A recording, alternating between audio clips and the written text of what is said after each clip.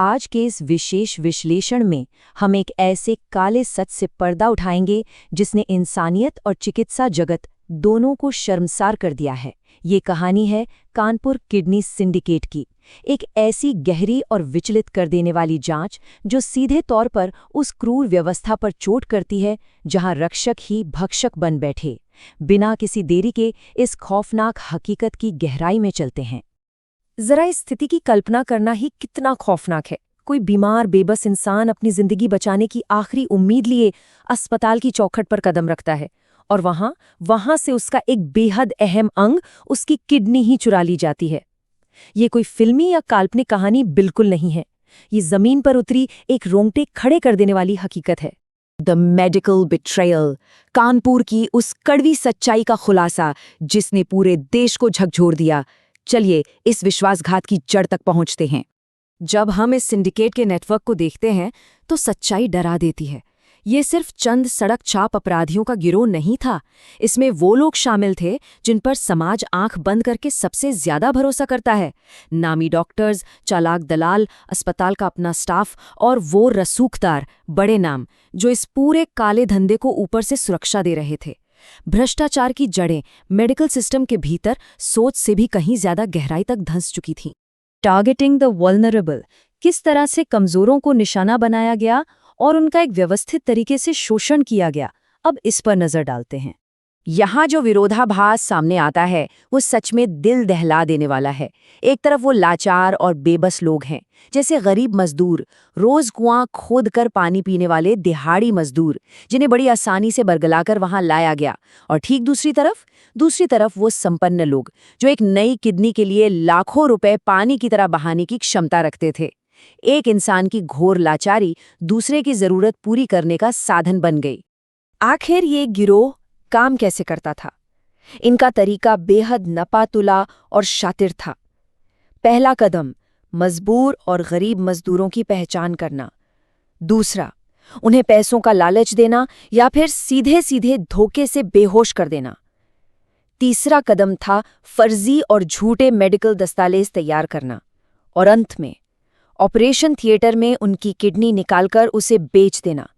एकदम ठंडे दिमाग से की गई एक खौफनाक प्रक्रिया। एक एक किडनी निकालकर लाखों रुपए में बेची जाती थी। यही वो अंधा लालच था जो इस पूरे अवैध व्यापार की धुरी बना हुआ था। इंसान के शरीर के एक अनमोल हिस्से की कीमत कागज के चंद टुकड़ों में तय की जा रही थी। सच तो ये है कि मुनाफे की इस अंधी दौड़ में नैतिकता पूरी तरह से दम तोड़ चुकी थी। The scale and the breakthrough, खामोशी का टूटना और इस काले साम्राज्य के असली पैमाने का सामने आना। 60 से ज्यादा, जी हां 60 से भी अधिक लोग इस क्रूर सिंडिकेट का शिकार हो चुके थे। उन सभी की किडनियां निकाली जा चुकी थी और सबसे ज्यादा हैरानी की बात यह है कि पूरे सिस्टम, प्रशासन और समाज को इसकी भनक तक नहीं लगी। ये 60 सिर्फ एक आंकड़ा या गणितीय संख्या नहीं है। ये 60 अलग अलग जिंदगियों की खामोश तबाही की एक बेहद दर्दनाक गवाही है। लेकिन इस पूरे काले साम्राज्य के पतन की शुरुआत कैसे हुई? ये शुरुआत हुई केवल एक शख्स की अदम्य हिम्मत से। एक ऐसा पीड़ित जिसने डर, धमकियों और सिस्टम की ताकत के आगे घुटने टेकने से साफ इनकार कर दिया।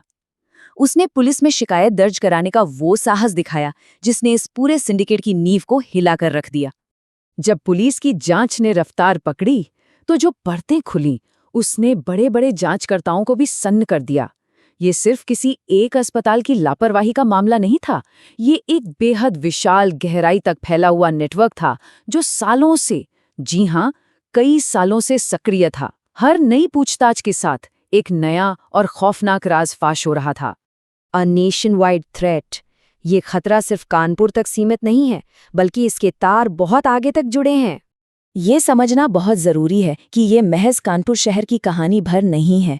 जो सूत्र, जो शातिर तरीके और व्यवस्था की जो खामियां इस जांच में सामने आई हैं, ठीक वैसे ही गिरोह आज भी देश के कई अन्य हिस्सों में बेखौफ होकर सक्रिय हो सकते हैं।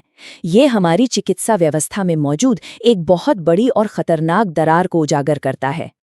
और अंत में ये पूरी जांच एक बहुत ही गंभीर और हमें विचलित कर देने वाला सवाल पीछे छोड़ जाती है। अगर इतना विशाल नेटवर्क इतने बड़े और रसूखदार नामों के साथ सालों तक बिना किसी की नज़र में आए खामोशी से अपना काम कर सकता है, तो देश के अलग अलग कोनों में ऐसे कितने और नेटवर्क अभी भी छुपकर अपना काम कर रहे होंगे? ये एक ऐसा सवाल है जो एक लंबे समय तक हम सबका पीछा करेगा।